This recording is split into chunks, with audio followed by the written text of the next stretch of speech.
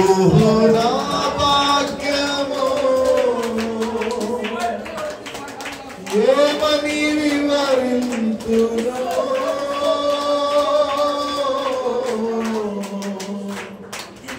ఏమని వివరింతును రెండు హస్తాల సింహాసనాశీనుడైన ప్రభువు వైపు చూపేసే కదా ఆహా నా ధన్యత ఓహో నా భాగ్యము ఏమని వివరింతును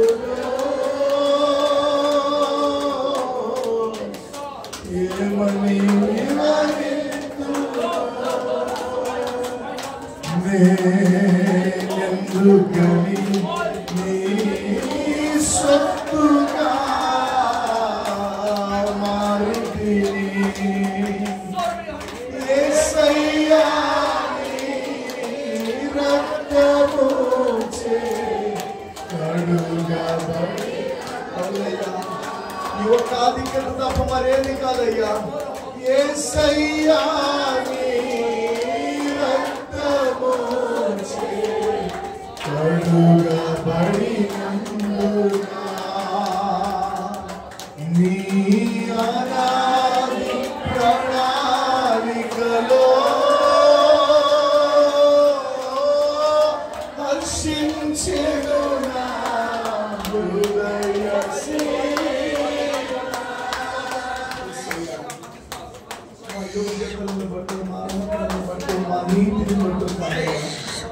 నీ సొత్తుగా మారడానికి నీ శిలువ రక్తము చేత అభాగ్యులమైన అపవిత్రులమైన పాపులమైన దోషులమైన మమ్మల్ని మీరు కడిగి పవిత్రపరచడాన్ని బట్టే నీ సొత్తుగా మారే కానీ అంతకంటే గొప్ప భాగ్యం లేదు. అంతకు మించి ఏ ఆధిక్యత లేదు ప్రభువా. సాక్షులుగా మమ్మల్ని నిలబెట్టయ్యా. మా జీవితాల్లో అద్భుతాలు చేయనాయన. నీ సాక్షులుగా నాయన సౌందర్య సియోనులో నిలిచే కృపనివయ్యా. నిత్య ఆరాధన చేయడం సిద్ధపరచయ్యా. దేవదూతలతో కలిసి నాయన పరిశుద్ధుల సమూహంతో కలిసి నిత్య ఆరాధనలో పాల్గొనడం తగిన కృపనివయ్యా. ఈ రాత్రికాల సమయంలో పరిశుద్ధాత్మ దేవుడు మన మధ్యలో సంచరించి ప్రతి ఒక్కరిగా ఆయన తాకి ఉండగా, సంఘమును తన మహిమతో నింపి ఉండగా, ఆయన మన మధ్యలో నిలిచి ఉండగా కృతజ్ఞత నిండిన హృదయాలతో ఈ గొప్ప భాగ్యమును ధన్యతనిచ్చిన ప్రభువు వైపు రెండు హస్తాలు చూపుతూ మనసారా ప్రభువుకు స్తోత్రాలు చెల్లిద్దాం. హల్లెలూయా, హల్లెలూయా, హల్లెలూయా. ప్రార్థన చేసి అందరూ ఎఫెసీయులకు రాసిన పత్రికలో ఏరు పెట్టి ఇలా పైకి లేపండి. చేతులు బైబిల్ ఉన్న వాళ్ళందరూ పైకి లేపండి. ఒకసారి నా వెనక చెప్పండి. వినగల చెవులు, చూడగల కన్నులు, గ్రహించగల హృదయము ప్రభువా నాకు దయచేయండి. నిన్ను వెంబడిస్తూ నీ రాకడ కొరకు సిద్ధపడుతూ అనేక మందిని సిద్ధపరుస్తూ బలా నమ్మకమైన మంచి దాసుడా అని అనిపించుకోవడానికి నీ కృప దయచేయమని నన్ను, నా కుటుంబాన్ని, మా సంఘాన్ని, మా సేవకుణ్ణి, మా పరిచర్యని దీవించి నీ కొరకు బలమైన సాక్షులుగా ఉంచమని యేసు నామములో అడుగుతున్నాం తండ్రి. హల్లెలూయా. చూడండి 4వ అధ్యాయం 11వ వచనం నుండి చదువుతున్నాను. మనమందరము విశ్వాస విషయములోను ఎఫెసీయులకు రాసిన పత్రిక 4వ అధ్యాయం 11, 12, 13 వచనాలు చదువుతూ ఉన్నాను. మనమందరము విశ్వాస విషయములోను దేవుని కుమారుని కూర్చిన జ్ఞాన విషయములోను ఏకత్వం పొంది సంపూర్ణ పురుషుని మగు వరకు, అనగా క్రీస్తునకు కలిగిన సంపూర్ణతకు సమానమైన సంపూర్ణత కలవారు మగు వరకు ఇలాగూ నియమించెను. పరిశుద్ధులు సంపూర్ణులగునట్లు క్రీస్తు శరీరము క్షేమాభివృద్ధి చెందుటకును పరిచర్య ధర్మము జరుగుటకును ఆయన కొందరిని అపోస్తులను గాను, కొందరిని ప్రవక్తలు గాను, కొందరిని స్వార్థులు గాను, కొందరిని కాపురులు గాను, కొందరిని ఉపదేశకులు గాను నియమించెను. అందువలన మీరు ఇక మీదట పసిపిల్లలై ఉండి మనుషుల మాయోపయోగం చేత వంచనతోనూ తప్పు మార్గమునకు లాగు కుయుక్తితోనూ గాలికి కొట్టుకొని పోవునట్లు కల్పింపబడిన ప్రతి ఉపదేశమునకు ఇటు అటు కొట్టుకొని పోవచ్చు అలల చేత ఎగురుగొట్టబడిన వారైనట్లుండక ప్రేమ కలిగి సత్యము చెప్పుచు క్రీస్తు వలె నుండుటకు మనం అన్ని విషయములలో ఎదుగుదము. హల్లెలూయా. చప్పట్లు కొట్టి దేవుని నామమున మహిమపరచండి. హల్లెలూయా. ప్రేమ కలిగి సత్యము చెప్పుచు క్రీస్తు వలె ఉండుటకు అన్ని విషయములలో మనము. ఎవరు ఈ క్రీస్తు? Who is Christ? ఎఫెసీయులకు రాసిన పత్రిక చూడండి 1వ అధ్యాయంలో ఏమని రాయబడింది? యుగ యుగాలలో మర్మమై ఉన్నటువంటి ఈ క్రీస్తుని గురించి మనం తెలుసుకోవాలి. హల్లెలూయా. ఈ క్రీస్తు యేసు ప్రభువుని గురించి మనం ఎంత లోతుగా తెలుసుకుంటామో అంత ఎక్కువ మనం ఆశీర్వదింపబడడానికి అవకాశం ఉంది. దేవునికి స్తోత్రం కలుగును గాక. హల్లెలూయా. యేసు ప్రభువుని గురించి మనము తెలుసుకోవాల్సిన బాధ్యత ఉంది. యేసయ్య చెప్పాడు సువార్తలలో, ఆయన ఉపమానాలు చెప్తూ ఉన్నప్పుడు అన్నాడండి. లోకా సువార్తలో, మత్తయి సువార్తలు అన్నాడు 13 అధ్యాయం 14-15లో, లోకా సువార్తలో కూడా అన్నాడు, నేను చెప్పిన మాటలు వినడానికి అబ్రహాము నుంచి కూడా ప్రవక్తలు ఎదురు చూశారట ఆయనను చూడడానికి. అయితే వారికి అది దొరకలేదు. బీదలైన మీరు ధన్యులు, పరలోక రాజ్యము మీది. మిమ్మల్ని ప్రేమించి తండ్రి మీకు బయలుపరుస్తూ ఉన్నాడు అని చెప్పి విత్తువాను ఉపమానం చెప్పాడు. పోగొట్టుకున్న నాణ్యం కోసం చెప్పాడు. తప్పిపోయిన కుమారుడు కోసం చెప్పాడు. చాలా ఉపమానాలు చెప్పాడు. ఆవుగెద్దు కొరకు చెప్పాడు. మంచి పొలం కోసం చెప్పాడు. యేసయ్య చెప్పిన ఉపమానాలు కానీ, బోధ కానీ, ఆయన చేసిన కార్యాలను కానీ, ఆయనను కానీ చూడడానికి పాత నిబంధన భక్తులందరూ కూడా ఆశపడ్డారు. కానీ వారు ఎవరికీ లేని అదృష్టము యేసయ్య పామరులైనటువంటి వారికి భాగ్యం వచ్చిందని చెప్పాడు. దేవునికి స్తోత్రం కలుగును గాక. హల్లెలూయా. అయితే మనము వాక్యము విని, ఆ వాక్యమును గ్రహించి, ఆ వాక్యమును అంగీకరించి, ఆ వాక్యము ఓపికతో పాటించినప్పుడు మనము కూడా 30 60 100 ఫలిస్తాం. దేవునికి స్తోత్రం కలుగును గాక. యేసు ప్రభువును నమ్ముకున్న మనమందరము భక్తి సాధనలో ఒక భాగం ఏంటంటే వాక్యము పఠించడం, ఆ వాక్యమును పాటించడం, ఆ వాక్యమును ప్రకటించడం. యెహోషువతో చెప్పాడు కదమ్మా, ఈ ధర్మశాస్త్రాన్ని నువ్వు పఠించు, పాటించు, ప్రకటించు. ఇది భక్తిలో ఒక మార్గం.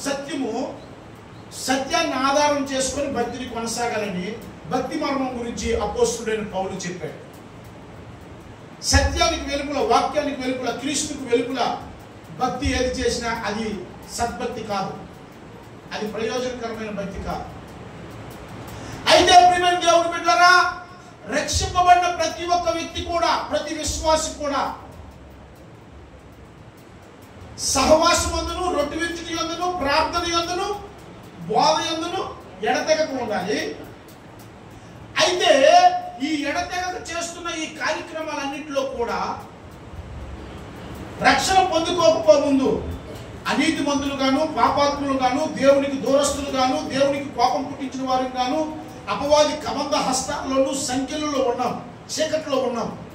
యేసు క్రీస్తునందు విశ్వాసం ఉంచి యేసయ్య వాక్యము చేత, వాక్యం అనే బీజం చేత మనల్ని కన్నాడు. పరిశుద్ధాత్మ దేవుడు మన హృదయంలో యేసు ప్రభువాన్ని మన రక్షకునిగా అంగీకరించేటట్టు ప్రేరేపించాడు. చప్పట్లు కొట్టి దేవుని నామాన్ని మహిమపరచండి. హల్లెలూయా. యేసు రక్తము మన ప్రతి పాపమును కూడా కడిగింది. ఆయన కృప చేత, ఆయనతో సహవాసం చేత, ఆయన మాట చేత, ప్రార్థన చేత, ఆయన విశ్వాసం ఉంచుట చేత మనం అందరం కూడా పరిశుద్ధపరచబడ్డాం, నీతిమంతులుగా మార్చబడ్డాం. అయితే పరిశుద్ధులమైన మనం అందరం కూడా సంపూర్ణములుగా మార్చబడాలి. హల్లెలూయా, హల్లెలూయా. సంపూర్ణులుగా మనం మార్చబడాలి. ఈ సంపూర్ణులుగా మార్చబడడానికి ఒక కొలమానం ఉంది. క్రీస్తు యేసుకు కలిగిన సమానత్వము. యేసయ్య ఏ మాదిరితో ఉన్నాడో అదే మాదిరితో, అవే లక్షణాలు కలిగి మనం జీవించాలని వాక్యం సెలవిస్తూ ఉంది. దేవుని నామానికి మహిమ కలుగును గాక. అయితే ప్రియమైనటువంటి దేవుని బిడ్డలారా, జాగ్రత్తగా వినండి. యేసుక్రీస్తు ప్రభువారు శరీరధారిగా ఈ లోకానికి వచ్చినప్పుడు, ఈ రోజు నా వాక్యాంశం ఏంటంటే, దేవుడు పరిశుద్ధుడు, మనం పరిశుద్ధులుగా ఉండాలి.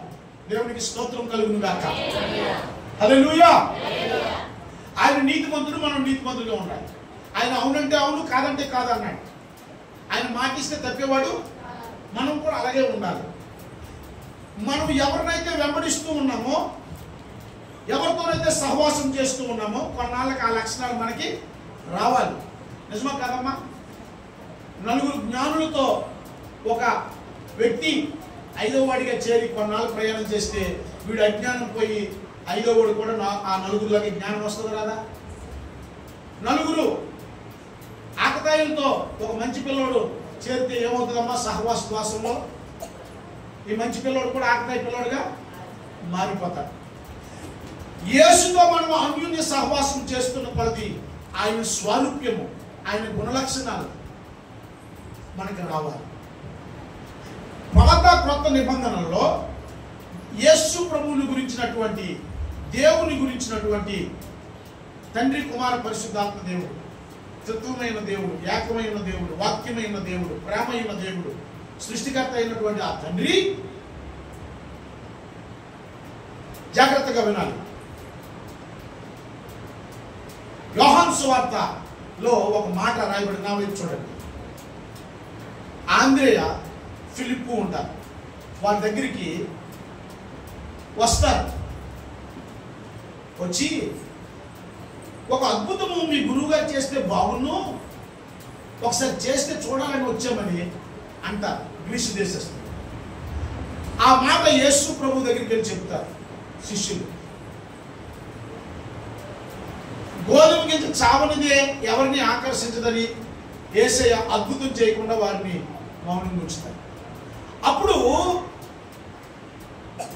నేను ఎక్కడికి వెళ్తున్నానో మీరు ఎక్కడికి రావాలి అని చెప్పాడు. చూడండి ఒకసారి యోహాను సువార్త. మంచి ప్రశ్న వేశాడు. ఎవరు? తోమా గారు. అప్పుడు యేసు ప్రభువు ఏం చెప్పారు? నేనే మార్గము, సత్యము, జీవము.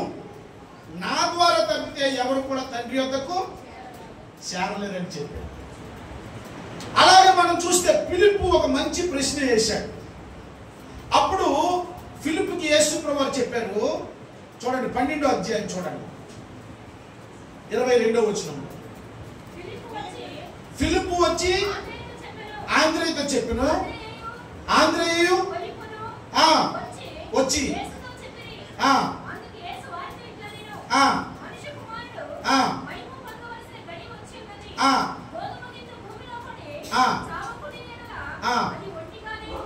అది ఒంటిగానే ఉండును.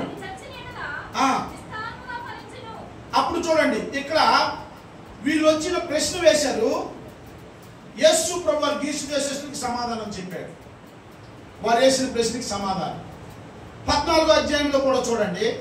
ఇక్కడ కూడా మరలా ఫిలిప్పు ఉంటాడు. చూడండి, ఇక్కడ తోమా ఉంటాడు. 5వ వచనంలో 14. అందుకు తోమా, ప్రభువా ఎక్కడికి వెళ్తున్నావో నాకు తెలియదే, ఆ మార్గము ఎలాగో తెలియనని.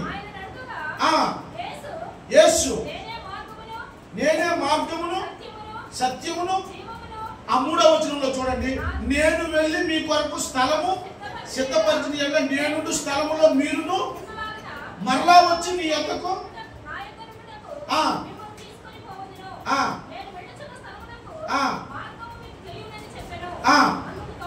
అందుకు తోమా, ప్రభువా ఎక్కడికి వెళ్తున్నావు మాకు. అప్పుడు యేసయ్య ఏం చెప్పాడు? అంతవరకు మంచి ప్రశ్నకి మంచి సమాధానాలు వస్తాయి. తోమా ప్రశ్న ఏంటి? నువ్వు ఎక్కడికి వెళ్తావు మాకు? అప్పుడు వేసే నేనే మార్గము సత్యము జీవము, నా ద్వారా తప్ప తండ్రి వద్దకు ఎవరు? నేను ఎక్కడికి వెళ్తాను? తండ్రి వద్దకు వెళ్తున్నాను. తండ్రే పరలోకం, తండ్రే పరలోకం. దేవునికి స్తోత్రం, హల్లెలూయా. యేసుక్రీస్తు వద్ద విశ్వాసం ఉంచిన వాళ్ళందరి జీవాలు యేసులో భద్రం చేయబడి ఉన్నాయి. హల్లెలూయా. ఎక్కడో దేవుని రాజ్యం లేదు. దేవుని రాజ్యం అక్కడ ఉందో ఇక్కడ ఉందని కాదు, మన మధ్యలోనే ఉంది. దేవుని రాజ్యము అన్నపానములు కాదు, నీతి సమాధానం ఆత్మలో ఆనందం. దేవునికి స్తోత్రం కలుగును గాక. ఇక్కడ చూడండి, ఫిలిప్పు ఇంకో ప్రశ్న వేశారు చూడండి, 8వ వచనం. మీరు నన్ను ఎరిగి ఉంటే నా తండ్రిని ఎరుగుదురు. ఇప్పటి నుండి మీరు ఆయనను ఎరుగుదురు. ఆయనను చూచి ఉన్నారని చెప్పాను. అప్పుడు ఫిలిప్పు, ప్రభువా తండ్రిని మాకు కనపరచుము, మాకంతే చాలునని ఆయనతో చెప్పగా, అప్పుడు యేసయ్య ఏమంటున్నాడు? ఫిలిప్పు, నేను ఇంతకాలము నీ యొద్ద ఉండినను నీవు నన్ను చూచిన వాడు తండ్రిని చూచి ఉన్నాడు కనుక. దేవునికి స్తోత్రం కలుగును గాక. జాగ్రత్తగా వినండి. యేసు ప్రభువు సాక్షాత్తు ఎవరిని కనపరచడానికి వచ్చాడు ఈ లోకంలోనికి? ఆ అదృశ్యుడైనటువంటి సృష్టికర్త అయినటువంటి ఎలోహిం అయినటువంటి ఎల్షడై అయినటువంటి ఎబినేజర్ అయినటువంటి రోహి రాఫా అయినటువంటి సిద్కేను మెకదేశ్ అయినటువంటి ఆ సృష్టికర్తే, ఆ వాక్యమైన దేవుడే, ఆల్ఫా ఒమేగా ఉన్నవాడే, ఆది సంభూతుడైన వాడే, ఆయనే కాలం సంపూర్ణమైనప్పుడు ఈ లోకానికి వచ్చాడు. దేవునికి స్తోత్రం కలుగును గాక. యేసు ప్రభువారు చెప్తూ ఉన్నాడు ఫిలిప్పుతో, నన్ను చూసావు కదా, నువ్వు తండ్రిని చూసావు అన్నాడు. అంతే. దేవునికి స్తోత్రం కలుగును గాక. హల్లెలూయా. అయితే ప్రియమైన దేవుని బిడ్డలారా, పాత కొత్త నిబంధనలో నుంచి నేను మీకు ఒక 7 సంగతులు చెప్పి ముగిస్తాను. The attributes of God. ఇప్పుడు నేను ఒరిజినల్ వాక్యంలోకి వచ్చాను. టైం అయిపోయింది. దేవుని నామానికి మహిమ కలుగును గాక. హల్లెలూయా. 7 గుణ లక్షణాలు ఇప్పుడు చెప్తాను మీకు. సమయం అయిపోయింది అయ్యారు అన్నారు, మీరు కూడా నవ్వుతారు. ఎప్పుడు చేసి వెళ్ళిపోతారు. అమ్మా, మీకు అంతగా వదిలేస్తే నాకేమైనా తృప్తి ఉంటుంది చెప్పండి. 7 గుణ లక్షణాలు మీకు చూపించి, ఈ గుణ లక్షణాలు నీ విశ్వాస జీవితంలో ఉన్నాయా లేదో ఒకసారి పరీక్షించుకుంటే చాలు. ఒకసారి చూడండి, నిర్గమకాండం 34వ అధ్యాయం. అంటే నేను మీకు ఏం చెప్తున్నానంటే, యేసు ప్రభువే తండ్రి, యేసు ప్రభువే దేవుడు, యేసు ప్రభువే కుమారుడిగా వచ్చాడు. క్రొత్త నిబంధన గ్రంథంలో యేసయ్య తనకు తాను 2 సంగతులు చెప్పాడు. ప్రయాసపడి భారం మోస్తున్న సమస్త జనులారా నా యొద్దకు రండి, నేను సాత్వికులను దీన మనసు గలవాడును. ఆయన 2 గుణ లక్షణాలను చెప్పాడు తన కోసం, తన నోటితో. తండ్రి అయిన దేవుడు, వాక్యమైన దేవుడే శరీరం దాల్చకుండా తండ్రి రూపంలో ఉన్నాడు. పాత నిబంధన గ్రంథంలో ఉన్నాడు. తండ్రి కుమార పరిశుద్ధ ముగ్గురు ఏకమై ఉన్నారు. దేవునికి స్తోత్రం కలుగును గాక. మోషేతో మాట్లాడుతూ ఉన్నప్పుడు మోషేకి తనను గురించి తాను దేవుడు చెప్తూ ఉన్నాడు ఒక 5 లక్షణాలు. పాత నిబంధన గ్రంథంలో ఒక 5 లక్షణాలు చెప్పాడు. కొత్త నిబంధన గ్రంథంలో యేసయ్య 2 లక్షణాలు చెప్పాడు తన నోటితో తాను. Jehovah Jireh, Jehovah Shammah, Jehovah Nissi, Jehovah Shalom, Elohim, El Shaddai, Ebenezer, Rohi, Rapha, Nissi, Mekaddesh, ఇవన్నీ ఆయన పేర్లు ఉన్నాయి. ఆయన పేర్లన్నిటికీ ఆయన గుణ లక్షణాలు ఉన్నాయి. పరిశుద్ధుడు, నీతిమంతుడు, యథార్థవంతుడు, దయగలవాడు, సైన్యములకు అధిపతి యెహోవా, చూచుచున్న దేవుడు, వాక్యమైన దేవుడు, ఆల్ఫా ఒమేగా ఉన్నవాడు, ఎన్నెన్నో పేర్లు ఉన్నాయి. అయితే దేవుడు తన గురించి తాను ఒక 7 లక్షణాలు చెప్పాడు. చూడండి 34వ అధ్యాయం నిర్గమకాండం 34వ అధ్యాయం చూడండి 6వ వచనంలో ఇలాగంటున్నాడు, అతని ఎదుట యెహోవా అతనిని దాటి వెళ్ళుచు, యెహోవా కనికరము, దయ, దీర్ఘశాంతము, విస్తారమైన కృప, సత్యములు గల దేవుడైన చెప్పండి దేవుని నామాన్ని మహిమపరచు. హల్లెలూయా. ఐదు చేయి చూపించండి అమ్మ, అందరూ కుడి చేయి చూపించండి. కుడి చేయాలి. కనికరము చూపించండి. ఈ చిటికిన వేలు కనికరము. అందరూ చెప్పండి అమ్మ, నా వైపు చూసి. కనికరము, దయ, దీర్ఘశాంతం, విస్తారమైన కృప, సత్యము గల దేవుడు. దేవుడు తన నోటితోనే తన కోసం చెప్పాడు. ఇక్కడ ఆ సందర్భం ఏంటో తెలుసా? మోషే కొండ మీదకి వెళ్ళాడు. ఆ కొండ మీద 32వ అధ్యాయంలో దేవుడు ఆజ్ఞల పలకలు ఇచ్చాడు. దేవునికి స్తోత్రం కలుగును గాక. ఆ 10 ఆజ్ఞల పలకలు పట్టుకుని వచ్చాడు కిందకి. ఉపవాస ప్రార్థన చేశాడు 40 రోజులు. కిందకు వచ్చేటప్పుడు వాళ్ళు ఐగుప్తు నుండి తెచ్చినటువంటి బంగారంతో ఏం చేస్తున్నారు? దూడను చేశారు. మోషేకి పాపం వచ్చింది. ఆ 2 ఆజ్ఞల పలకలు ఏం చేశారు? ధర్మశాస్త్ర పలకలు. మోషేకి కోపం వచ్చింది. అప్పుడు దేవునికి కోపం వచ్చింది. విగ్రహం పాత పోసిన విగ్రహం చేసినప్పుడు. అప్పుడు మోషే దేవునితో మాట్లాడుతూ ఉన్నాడు. చూడండి 32వ అధ్యాయము 11వ వచనంలో.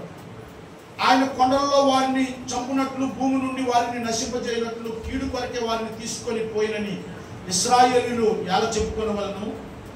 నీ కోపాగ్ని నుండి మల్లుకొని నీవు నీ ప్రజలకు ఈ కీడు చేయక దాని నుండి సంతాపపడము. నీ సేవకులైన అబ్రహాము, ఇస్సాకు, యాకోబులను జ్ఞాపకం చేసుకును. నీ వారితో ఆకాశ నక్షత్రం వలె మీ సంతానం అభివృద్ధి చేసి నేను చెప్పిన ఈ సమస్త భూమిని మీ సంతానానికి ఇచ్చిందని వారు.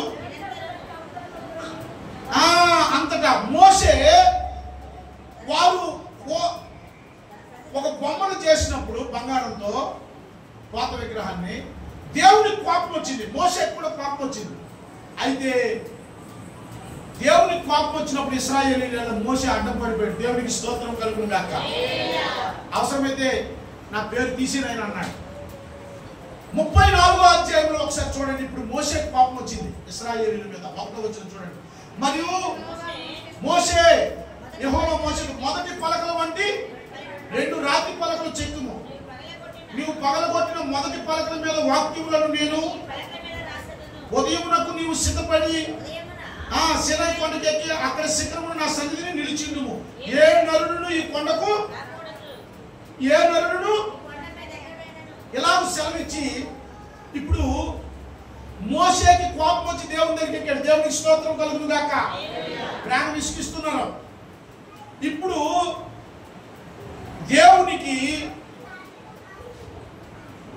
ఆయన గుణ లక్షణాల గురించి చెప్తూ మోషేతో మాట్లాడుతూ ఉన్నాడు. ఆయన మోషే, దైవజనుడి పని ఏంటో తెలుసమ్మా? దేవుని భక్తుడి పని ఏంటో తెలుసా? పాస్టర్ గారి పని ఏంటో తెలుసా? సంఘ పెద్దల పని ఏంటో తెలుసా? దేవుని యందు విశ్వాసం ఉంచిన వారి పని ఏంటో తెలుసా?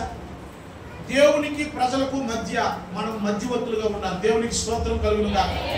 ఈ ముందడుగులో ఎన్ని సంఘాలు ఉన్నాయో నాకు తెలియదు, కానీ మీరు మాత్రం దేవుని ఎదుట నిలబడినప్పుడు మీరందరూ కూడా ఈ ముందడుగులో ఉన్న కోడూరు మండలంలో ఉన్న పాలకాయ తెప్పలో ఉన్న ఇక్కడ ఉన్నటువంటి గ్రామాల్లో ఉన్నటువంటి ప్రజలందరి కొరకు, మీ బంధువుల కొరకు, మీ తోపుతుల కొరకు, మీ సంతానం కొరకు, వారి రక్షణ కొరకు మీరు విజ్ఞాపన చేయకపోతే దేవుని దగ్గర మీరు ముఖం దించుకొని నిలబడవలసి వస్తుంది. అర్థమవుతుందా? ప్రజల పక్షాన మనం నిలబడాలి. దేవునికి స్తోత్రం కలుగును గాక. దేవునికి కోపం వచ్చినప్పుడు దైవజనుడు అడ్డం పడిపోయాడు. దైవజనుడికి కోపం వచ్చినప్పుడు దేవుడు అడ్డం పడుతున్నాడు. దేవునికి స్తోత్రం కలుగును గాక. ఇలాగ సంభాషణ జరుగుతూ ఉండగా హఠాత్తుగా దేవుడు ఏం చేశాడంటే, ఆ బండ చాటున అక్కడ చూడండి, అక్కడ మేఘాలలో యెహోవా 5వ వచనం దిగి అక్కడ అతనితో నిలిచి యెహోవా అను నామమును ప్రకటించాడు. వెలుచు, దయ, దీర్ఘశాంతము. హల్లెలూయా. దేవుడే చెప్తూ ఉన్నాడు, నేను కనికరం కలిగిన దేవుణ్ణి, నేను దయ కలిగిన దేవుణ్ణి, నేను సత్యం కలిగిన దేవుణ్ణి, నేను దీర్ఘ శాంతము గలవాడును. దేవుణ్ణి నమ్ముకున్న మన దగ్గర ఈ 5 లక్షణాలు ఉన్నాయా? ఈ దేవుడు ఎవరో కాదు, ప్రభువైన యేసుక్రీస్తే. దేవునికి స్తోత్రం కలుగును గాక. అప్పుడు వాక్య రూపంలో ఉన్నాడు. ఆయన చెప్తూ ఉన్నాడు, నేను కనికరం గలవాడినని, నేను దయగలవాడినని,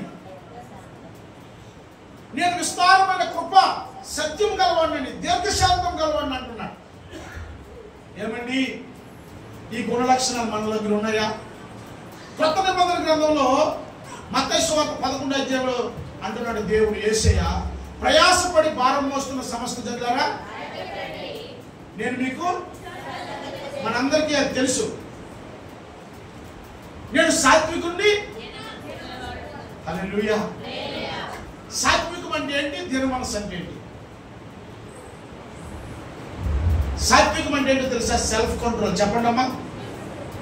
మనల్ని మనం నియంత్రించుకోవడం, మనల్ని మనం కంట్రోల్ చేసుకోవడం, మన మాట, మన ప్రవర్తన, మన చేతలు, మన చూపులు వాక్యానుసారముగా మనం నేర్చుకున్న వాక్య ప్రత్యక్షతను బట్టి, భక్తిని బట్టి, దేవునితో మనకున్న సహవాసమును బట్టి మనము కంట్రోల్లో ఉండాలి. దేవునికి స్తోత్రం.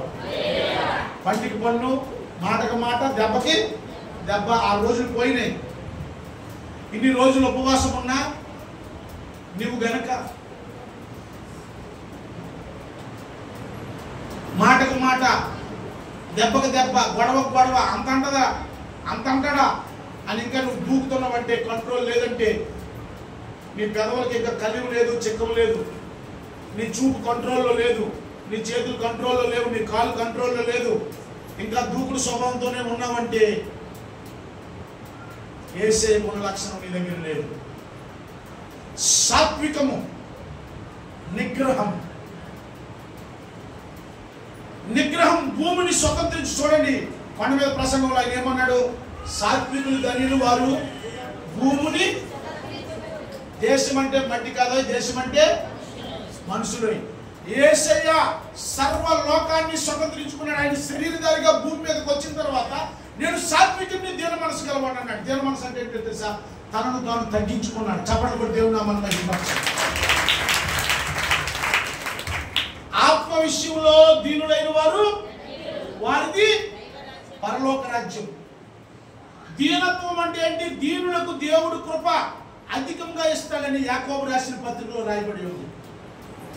ఏమండి, ఫిలిప్పీయులకు రాసిన పత్రిక 2వ అధ్యాయంలో రాయబడి ఉంది, ఆయన తండ్రితో సమానముగా ఉండాల్సిన స్థితి అయితే మనుషుల రూపంలో పుట్టి దాసుని స్వభావం ధరించుకొని తను తాను ఏం చేసుకున్నాడమ్మా?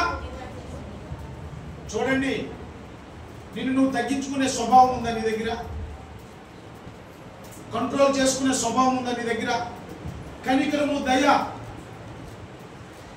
దీర్ఘశాంతం ఉందా? వాక్య సత్యం ఉందా? కృప ఉందా నీ దగ్గర? ఈ 7 లక్షణాలు నీకు లేకపోతే, కొత్త నిబంధనలో దేవుడు తన గురించి తాను చెప్పాడు. యాట్రిబ్యూట్స్ ఆఫ్ గాడ్, దేవుని గుణ లక్షణాలు చెప్పాడు. శరీరధారిగా ఉన్నప్పుడు 2, వాక్య రూపంలో మోషకి ప్రత్యక్షమైనప్పుడు 5. ఈ లక్షణాలు మనకి అవసరం.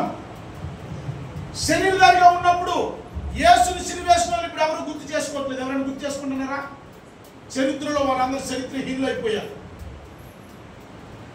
కానీ యేసయ్య ఆయనను హింసిస్తూ కొరడాలతో కొట్టిన వారిని అందరినీ తిరిగి హెబ్రీయులకు రాసిన పత్రికలో ఉంటుందండి. పాపాత్ములు తనకు వ్యతిరేకంగా మాట్లాడితే మీ ప్రాణం విసుకగియు అలసట పడకినట్లు పాపాత్ములు తనకు వ్యతిరేకంగా ఎన్ని చేసినా ఆయన తిరిగి మారు మాట కూడా పేతురు రాసిన పత్రికలో ఆయన విడిచి వెళ్ళిన మాదిరి మీరు చూచిరా, ఆయన వదులు పలకలేదట. దేవునికి స్తోత్రం కలుగును గాక. ప్రియమైన దేవుని బిడ్డలారా, ఈ రోజు క్రైస్తవ్యంలో జాగ్రత్తగా వెళ్ళండి. నేను ముగించేస్తూ ఉన్నాను. మనం పాటలు బాగా పాడడం నేర్చుకున్నాం, డ్రమ్ము కొట్టడం నేర్చుకున్నాం, ఉపవాసాలు ఉండడం నేర్చుకున్నాం, దేవునికి కానుకలు ఇవ్వడం నేర్చుకున్నాం. అయ్యగారితో పాటు వంట వార్పు ఏదైనా మీటింగ్ ఉంటే, అమ్మ ఈ మీటింగ్ ఉందంటే అయ్యగారు చెప్పిన మాటకి కట్టుబడి ఉంటున్నాం. మరలా అయ్యగారు ఈ మధ్యకాలంలో చూశాను, సంవత్సరానికి 4-5 లక్షలు ఖర్చు పెట్టి మీ 3 సంఘాలు మిగతా సంఘాలను పిలిపించుకొని, ఆత్మీయంగా పిలిపించుకొని, మాలాంటి సేవకుల్ని స్నేహితులు పిలిపించుకొని పెద్ద పెద్ద సభలు పెడుతున్నారు. దేవునికి స్తోత్రం కలుగును గాక. ఈ కోడూరు మండలంలో సంవత్సరంలో మిగతా వాళ్ళు చేయలేనటువంటి గొప్ప యజ్ఞం మీ అయ్యగారు ప్రారంభించారు. చెప్పండి కూడా దేవుడు ఈ రోజుల్లో సేవకులు మేడలు కొనుక్కొని, కార్లు కొనుక్కొని, ఆస్తులు కొనుక్కొని రకరకాలుగా ఉన్నారు. రహస్య సంపదలతో ఉంటున్నారు. కానీ మీ పాస్టర్ గారు సంవత్సరానికి సువార్త ప్రకటించడానికి ఈ ఉపవాస ప్రార్థనలకి ఎంతమంది సేవకులు పిలిపించుంటారు? నాలాంటి పిల్లలంటే ఎంత ఖర్చు అవుతుందో తెలుసా? చెప్పండి, మీకు తెలుసా? నాకు ఎలాంటి భోజనం పెట్టాలనుకున్నారు? నా ఇంటి దగ్గర మా ఆవిడ ప్రతి పూట 3 కూరలు పెడతారు.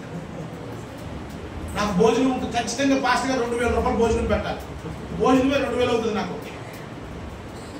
ఏంటనుకున్నారు? అంటే నేను టీవీలో చెప్తానని చెప్పి తిండిపోతున్నాను కాదు. దేవుడు నన్ను అలా దీవించాడు. దేవునికి స్తోత్రం కలుగును గాక. హల్లెలూయా. ఒక సేవకుడు అనుకుంటే మీకు దొరికిపోతాడు అనుకుంటున్నాను. మీరు లేదండి, నేను మీ అయ్యగారికి కావాలని చెప్పి 4 రోజుల క్రితం చెప్పాడు. నాకు 2వ తారీఖు డేటు అని అక్కడికి వెళ్ళొద్దు, 2వ తారీఖు నాకు అందుబాటులో ఉండాలి. దేవుడు పెట్టారు. తొలమ పొలం ఇచ్చి నన్ను పంపించాలి లేదమ్మా? మీరు ఇస్తారో ఎవరో నాకు తెలియదు. ఈ 10 రోజులు, 4 రోజులు, 40 రోజుల ఇక్కడ అక్కడ కలిపి ఎంతమంది సేవకు వస్తారు? ఎంత డబ్బు ఖర్చు అవుతుంది? మీకు పలహారం, సంవత్సరానికి ఏమో అక్కడ మీటింగులు, ఉపవాస ప్రార్థనలు, ఇచ్చినమ్మకి వందనం, ఇవ్వనమ్మకి 2 వందనాలు. స్తోత్రం కాదమ్మా. మా సంఘంలో ఇచ్చినమ్మకి వందనం, ఇవ్వనమ్మకి 2 వందనాలు. ఇంత డబ్బు ఖర్చు పెట్టి పరిచర్యను అభివృద్ధి పరిచి దేవుని సువార్తను ప్రకటించి నశించిపోతున్న ఆత్మీయుల భారం కలిగి ఇన్ని ఏర్పాట్లలో మీరు ఏం చేస్తున్నారో, మీరందరూ పనిలోన, పైసల్లోన, ప్రార్థనలోన, ప్రజలను తీసుకొని రావడంలో మీరు చేస్తున్న త్యాగాలు ఇవన్నీ చూసినప్పుడు నాకు చాలా సంతోషం వేస్తుంది. అయితే ప్రియమైన దేవుని బిడ్డలారా, ఇవన్నీ నేర్చుకున్నారు, మీ అయ్యగారు నేర్పించారు, మంచిదే. అయితే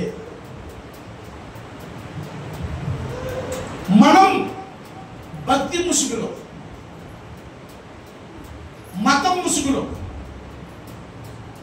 మంచితనం ముసుగులో, లేకపోతే సువార్త ముసుగులో ప్రవాహంతో కొట్టుకొని వెళ్ళిపోకుండా క్రీస్తు యేసుకు కలిగిన సమాన సంపూర్ణత, మత్తయి, మార్కు, లూకా, యోహాను సువార్త తర్వాత నీవే ఒక పత్రికగా ఉండాలి. చెప్పండి కూడా దేవుని మాట్లాడుతున్నా. అందుకే ఎఫెసీయులకు రాసిన పత్రికలో ఏమంటున్నాడు? ప్రేమ కలిగి సత్యము చెప్పుచు క్రీస్తు వలె ఉండుటకు మనలను అన్ని విషయాల్లో మనము ఎదుగుదుము కాక క్రీస్తు కలిగిన సంపూర్ణతకు సమానమైన దైవ జనాంగమా. భేదోలను చూసి కనికరపడే మనసు ఉందా మీ దగ్గర? మొన్నండి మా చర్చిలో అండి ఆ అత్తల్ని కొబ్బరికాయ తీసిందండి, పడిపోయిన కొబ్బరికాయ. వాళ్ళలో కనపట్టుకుని ఎండబడుతుంది ఆ ముసలావిడ్ని. ఇద్దరు చర్చికి వస్తారండి. అత్త వస్తుంది, నిజానికి ఆ కోళ్ళు కూడా వస్తుంది. ఆ ఇళ్ల స్థలము అత్తది, ఆ కొబ్బరి చెట్టు వేసింది అత్త, ఆ మునగ చెట్టు వేసింది అత్త, ఆ బత్తాయి కాయలు చెట్టు వేసింది. ఇప్పుడు పిల్లలు పెద్దోళ్ళు, పెళ్ళిళ్ళు అయిపోయి, కాపురాలు అయిపోయిన తర్వాత ఎవరి దానికి ఇచ్చిన తర్వాత అత్తగారికి ఒక ఇల్లు ఇస్తారు కదా, మామకి అత్తకు ఒక ఎక్కడో. వీళ్ళు ఎక్కడ ఉన్నారు?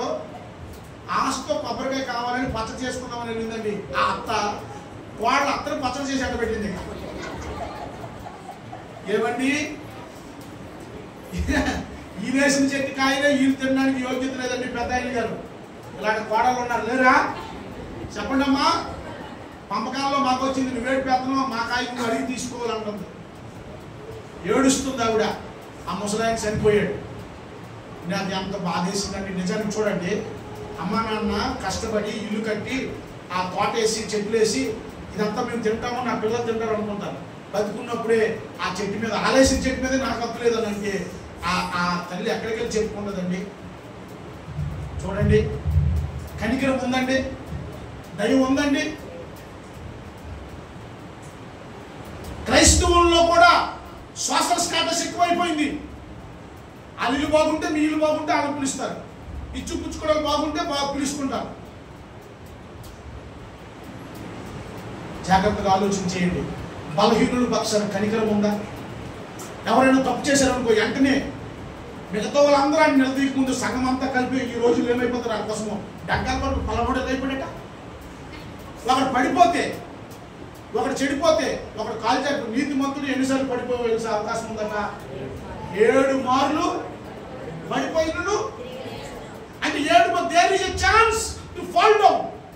ఎక్కడో ఒక దగ్గర బాగా పాటలు పాడినోడే, భక్తి చేసినోడే, ప్రార్థన చేసినోడే, ఉపవాసం ఉన్నోడే, ఒకప్పుడు ఇక్కడ సంఘ పెద్దగా ఉన్నవాడు ఈరోజు సంఘంలో ఉన్నాడు. సైతాను శోధించింది కాలక్రమంలో.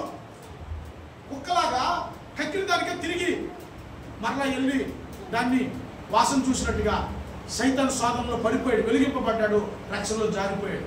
వాడిని చూసి కనికరపడాలి కానీ, మరలా తనని నడిపించాలి కానీ, మరలా తనని ప్రభులో పురుకొల్పాలి కానీ పడిపోయాడులే ఇంకా భక్తులు కాదులంటే అది నిజమైన క్రైస్తవ్యము కాదు. దైవ జనాంగమా, ఈ ఉపవాస ప్రార్థనలో నా వైపు చూడండమ్మా, తల్లులారా, తండ్రులారా, అన్నదమ్ములారా, ప్రభు యేసుక్రీస్తులో మనమందరం ఒక కుటుంబం, రక్తంతో కడగబడ్డాం. మిమ్మల్ని బ్రతిమాలుతూ ఉన్నాను. మనుషుల్ని వేరు చేసినటువంటి లక్షణాలు మన దగ్గర ఉండకూడదు. నీ దగ్గర కనికరం ఉండాలి, బలహీనుల పక్షాన దయ ఉండాలి, బాధల్లో ఉన్న వారి పక్షాన దయ ఉండాలి. నిన్ను హింసిస్తున్న వారి కొరకు నువ్వు ప్రార్థన చేయాలి. నిన్ను బాధపెడుతున్న వారి కొరకు దీర్ఘశాంతంతో దేవుడికి అప్పచెప్పాలి. చెప్పండి కూడా దేవుడు హల్లెలూయా. వాక్యం నీలో ఉంటే, దేవుని కృప నువ్వు అర్థం చేసుకుంటే, ఆయన నిన్ను క్షమించిన ప్రకారం నీవును ఏమండి. ఒక ఆయన అండి 4 లక్షలు, మా చిన్నమ్మ కొడుకు 6 సోనా బొట్లు రైతు, మొత్తం ఆస్తి పోగొట్టుకున్నాడు. వాళ్ళ దుకాణం కూడా పోగొట్టుకున్నాడు. చనిపోయే పరిస్థితికి వచ్చాడు. బిడ్డలు పట్టుకుని నా దగ్గరికి వచ్చాడు. నేను చదివించాను. 9th 10th నా పిల్లలతో పాటు కరోనా ముందు సమయంలో అవనగడ్డలో సెయింట్ డాన్స్లో చదివించాను. నేనే ఫీజు కట్టాను, నేనే చదివించాను. ఆ టైంలో చచ్చిపోతానన్నాడు. నేను ప్రభుని నమ్ముకున్నాడు. అన్యుడు అన్నాడు, నాకు క్రైస్తవులు ఏదైనా చేస్తారు కానీ అప్పు మాత్రం కూడా అన్నాడు. నేను మా అన్నదమ్ముల దగ్గరికి వెళ్ళాడు, మా అక్కల దగ్గరికి వెళ్ళాడు. వాళ్ళందరూ నాకన్నా బాగున్నవాళ్ళు. వీడి సంగతి అంతా తెలిసి వీడితో అనుభవం ఉండే వాళ్ళు ఎవరు దగ్గరికి రాణించలేదు. అమ్మాయికి నేనేం చేశాను, క్రీస్తు ప్రేమను పెట్టి దగ్గరికి పిలిచి భోజనం పెట్టి పిల్లల్ని చదివించి వాడిని 2 సంవత్సరాలు చదివించాను. వాడు ఏదైనా వ్యాపారం చేసుకుంటానంటే నాకు మనామీసీలో 7 కూర్చుంటే ఒక దగ్గర 4 లక్షలు అప్పు తీసుకొని పంపించాను. ముందు 1,00,000 రూపాయలు పంపించాను. అదేదో తిప్పబడి నాకు పంపించాడు. తర్వాత 1,00,000 రూపాయలు పంపించాను. 1,50,000 మళ్ళీ పంపించాడు.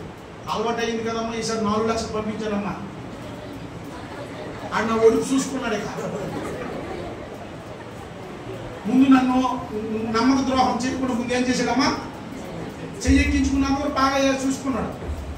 పెద్ద అమౌంట్ 2 లక్షలు కట్టాడమ్మా, 2 లక్షలు కట్టలేదమ్మా.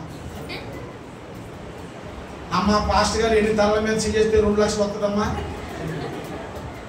ఎన్ని నెలలకి వెళ్తే 2 లక్షలు వస్తుంది, ఎన్ని గడపలతో ఎన్ని మీటింగ్లకి వెళ్తే 2 లక్షలు చెప్పండి అమ్మా. నాకు బీపీ వచ్చేస్తుంది. ఫోన్ చేసేరే అనే ఎక్కడరా, ఆడు ఫోన్ ఎత్తివాడు కాదు. వడ్డీలు పెరిగిపోతున్నాయి. మధ్యలో నేను సంతకం పెట్టా. ఆడు శ్రీకాకుళంలో ఉన్నాడు, నేనేమో కృష్ణా జిల్లాలో ఉన్నాను. మా సొంత చిన్నమ్మ కొడుకు. మా పెద్దన్నయ్యకి చెప్పా, అనయ్య మా పెద్దని మిలిటరీ ఆఫీసులో, అనయ్య వాళ్ళ డబ్బులు తీసుకున్నాడు, ఇవ్వట్లేదురా మనోడు అన్నాడు. నీకు మంచిదే అయిందిరా అన్నాడు. నీకు మంచిదే అయిందిరా, ఆయన దగ్గరికి చేరనివ్వద్దు అన్నానా. డబ్బు విషయంలో గురించి జాగ్రత్త పడతావురా, నీకు బలం ఉంటే కట్ట బియ్యమయ్యు, ఒక 5,000 10,000 సాయం చేయి, అక్కడితో చాలు భోజనం పెట్టు. నీకు డబ్బు ఎవడు పాస్టర్ గారు వాక్యం చెప్పుకోవాలి, ప్రార్థన చేయాలి, అవసరమైతే ఉపవాసం ఉండాలి, కానీ డబ్బు ఎవడు డబ్బు ఇవ్వమన్నాడు. నీకు మంచి శాస్త్రం జరిగింది అన్నాడు. మళ్ళీ మంచి పని అయింది అన్నాడు. నిజంగా నాకు మంచిదే అయింది. నాకు ఇప్పుడు ఎవరైనా అడిగితే నో అనుభవపూర్వకంగా దెబ్బతిన్నాను. అయితే ఈ మధ్యకాలంలో ఏం జరిగింది తెలుసా, నాకు బీపీ వచ్చేస్తుంది. వడ్డీ అప్పులోనేమో నా ఇంటికి వచ్చేస్తున్నాను. ఆడేమో ఫోన్ ఎత్తడం. ఎప్పుడైనా ఫోన్ ఎత్తాడంటే ఆడి మీద బీపీ వచ్చి అరుస్తున్నాను. మా ఆవిడ ఏమందో తెలుసా, పరలోక ప్రార్థన చెప్పండి అమ్మా మీరు. పరలోక మందున మా తండ్రి, ఈ నామము, ఈ రాజ్యము నీ చిత్తము మానుగిన ఆహారము శోధనలో పడకుండా దృష్టి నుండి మా అపరాధులను మేము క్షమించిన ప్రకారము మా రుణస్తులను మేము మా ఆవిడంది ఈ వాక్యం నెరవేర్పు కొరకు దేవుడు మనకి అనిపించడి కాడుతున్న 2 లక్షలు అడగొద్దన్నాను. చెప్పడం దేవుడు నామని ప్రభువా కుటుంబాన్ని కట్టడానికే నేను ఇది చేశాను, నీ ప్రేమ చూపించడానికే చేశాను, మేలు చేసి కీడు అనిపిస్తానని ఆయన నన్ను కనికరించి ప్రభు అని 2 సంవత్సరాలు ప్రభు దగ్గర మొరపెట్టుకొని మెల్లమెల్లగా ఆ అప్పు కట్టాను. ఇంకా అప్పు 60,000 ఉండిపోయింది. ఎందుకు మధ్యలో ఉన్నాను కదమ్మా, ఆడి కట్టట్లేదు, నేనే కట్టాను. నా భార్య మంచిది ఏమందమ్మా, మా రుణస్తులను మేము క్షమించిన ప్రకారం మా రుణములు, ఆ మాట వాడే చెప్తే నాకు 2 లక్షలు ఇచ్చే రుణం క్షమించుకోమన్నాడు. ఏమ్మా కొన్నిసార్లు మనం సిగ్గుపోతాం, ప్రేమ కీడు చేసి మేలు అనిపించమని ఉంది. మనం ఎవరికైతే అన్నం పెడతాం, దావీదు అన్నాడు నా బల మీద తిన్నోడే నా మీద పగబట్టాడు అన్నాడు.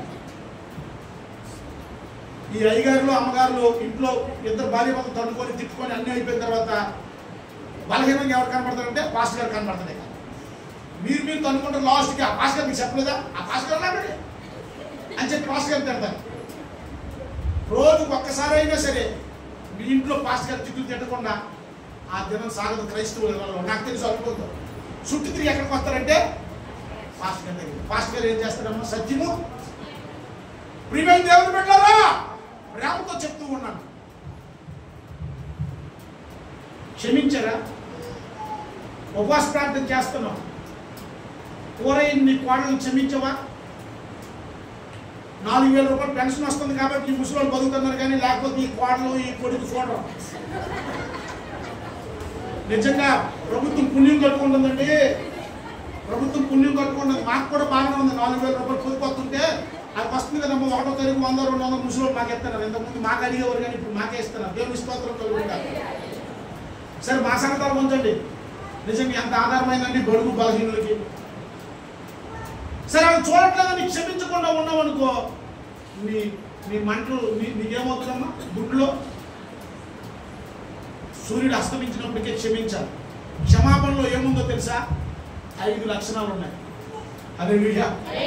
తండ్రి మీరు ఏమి చేయించున్నారో మీరు ఎరుగురు కనుక వీరిని కనికరము, దయ, దీర్ఘశాంతము, విస్తారమైన కృప, సత్యము. చెప్పండి కూడా దేవునామని మహిమ. ఆ క్షమాపణ ద్వారా సమాధానం వస్తుంది. హల్లెలూయా. దేవుడు క్షమాపణను, దేవుని కృపను, దేవుని ప్రేమను, దేవుని సమాధానాన్ని, దేవుని మంచితనాన్ని నీవు అనుభవించకుండా నువ్వు ఎవరికి పంచలేవండి.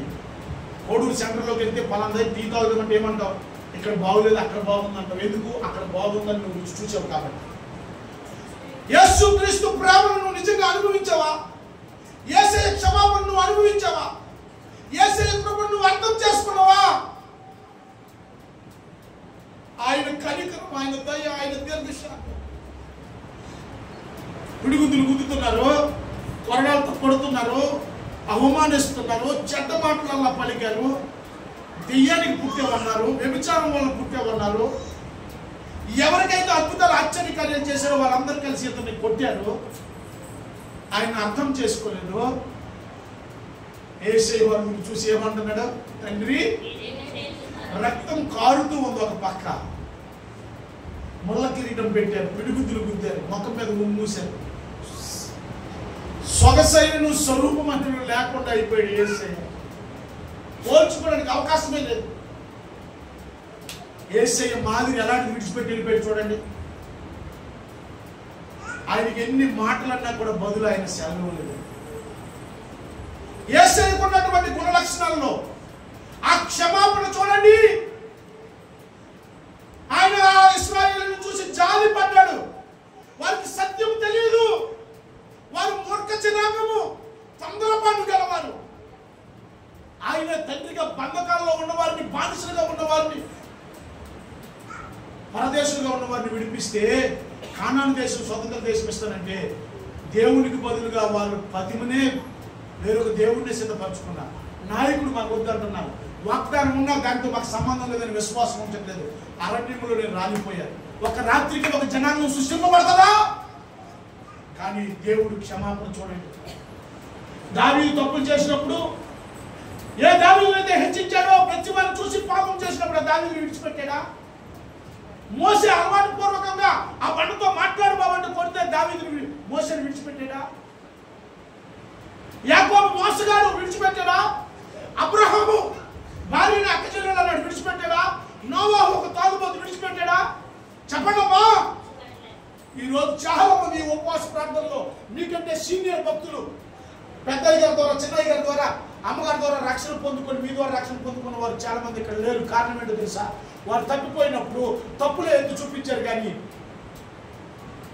ప్రేమతో అర్థం చేసుకొని క్రీస్తు ప్రేమను మరొకసారి పంచుకొని అయిపోయింది. నువ్వు రానాయినా చర్చికి, ప్రభు నిన్ను మరలా నేను స్వస్థపరుస్తాడు, నేను దీవిస్తాడు, ప్రభులో కలిసి సాగిపోదామని ప్రోత్సాహపరిచాను. ఈ క్రిస్మస్ లోపల, ఈ ఉపవాస ప్రార్థన లోపల నీకు ఇంకా ఎవరు విరోధస్తులు ఉండకూడదు. దేవునికి స్తోత్రం. మీ సంఘంలో అందరూ వస్తున్నారు, ఆ వెనకున్నటువంటి ఒక ఆవిడతో ముందున్న ఆవిడ మాట్లాడడం లేదంటే అలాంటి వారు, అలాంటి వ్యతిరేకతలు ఉండకూడదు. ఇంకా దేవునికి స్తోత్రం కలుగునుగాక. హల్లెలూయా, హల్లెలూయా. ప్రియమైన దేవుని బిడ్డలారా, నువ్వు క్షమించలేవు, కనికరించలేవు, ప్రేమించలేవు, దీర్ఘశాంతం వహించలేవు, దేవునికి అప్పచెప్పుకోలేవు, నిన్ను నువ్వు కంట్రోల్ చేసుకోలేవు. ఇంకా మాటకు మాట, పాటకు పాట.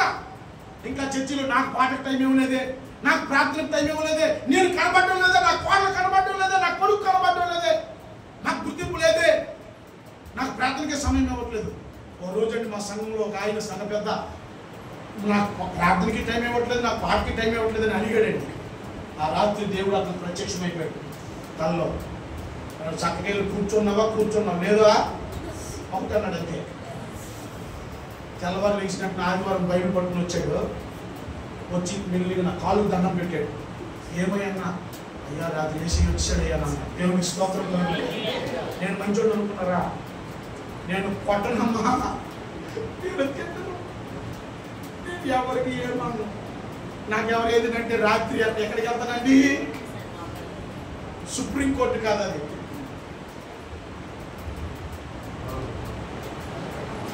ఆకాశం కింద భూమి పైన మరి ఏ నామం వల్ల కూడా రక్షణ లేదు.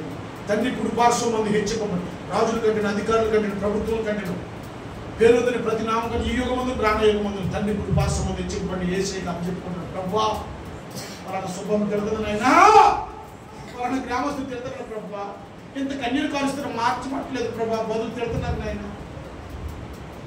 ఏసయ్య అట్లాగే ఎంతో మందితో నా పక్షాన్ని మాట్లాడాడు. దేవునికి స్తోత్రం కలుగుతుందాక. నువ్వు ప్రభువుకు అప్పచెప్పుకో.